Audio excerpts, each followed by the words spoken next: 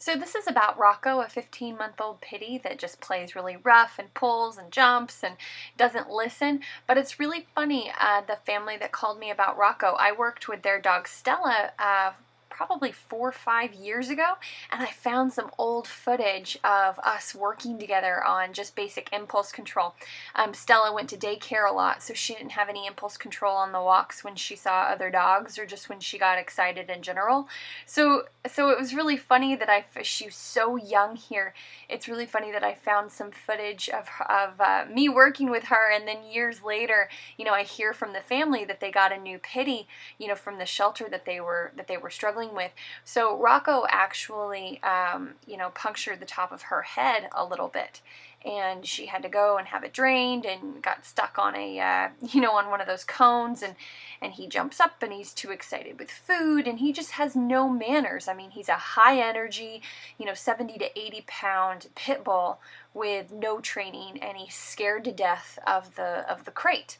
So lots of things that we had to work about here, but I just wanted to show this quick footage here of, and this is my dog Happy when she was much younger. So anyway, all right, we'll move on, and I'll show some before of Rocko. Literally in 2 minutes, my hand is already hurting. Come on, buddy. Ugh. Oh my goodness. Come on. Come on.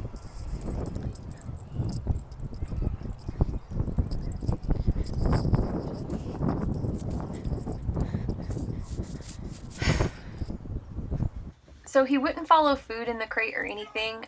The only thing that would have got him in there is me getting in there. But then when I get out, I'd have to quickly shut the door so he doesn't bolt.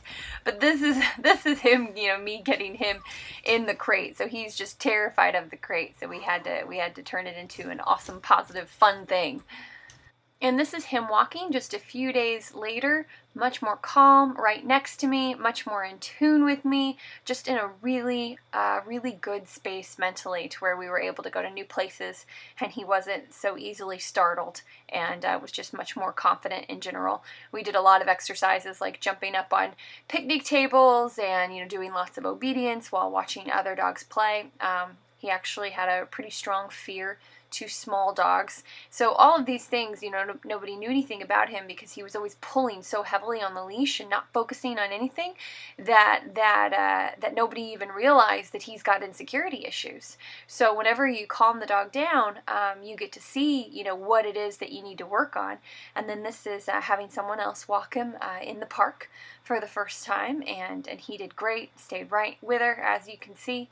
By my poor camera work, but he really came along very quickly.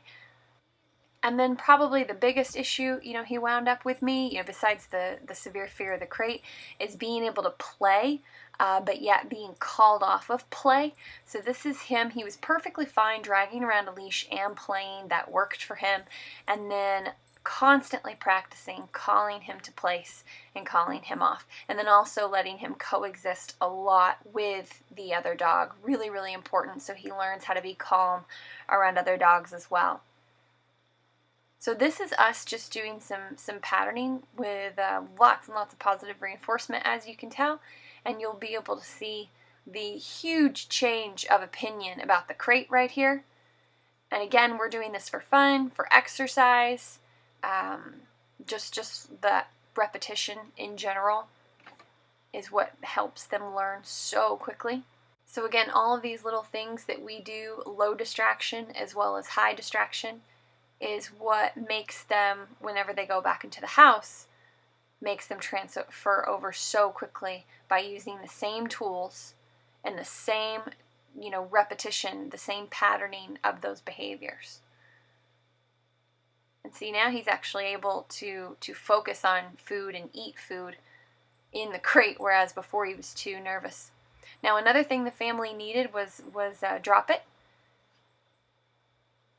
So that's just what you're seeing here. And then the other thing was waiting for his food, which is really tough for him initially. He was jumping and so excited. So those are the progresses with Rocko. And then this is the photos that I got a few days after, him being able to stay calm around her, which was just such a blessing to see. I try to stay in very close contact with my clients and make sure I help them every step of the way whenever the dogs are back in the home. And if you'd like to read their actual testimony, you can go on my website, ruffstartrehab.com, and actually read the testimony from them that they wrote for me, which was really nice. If you like what you see here, you can subscribe, and if you're interested in training, just check out our website, ruffstartrehab.com, and contact me.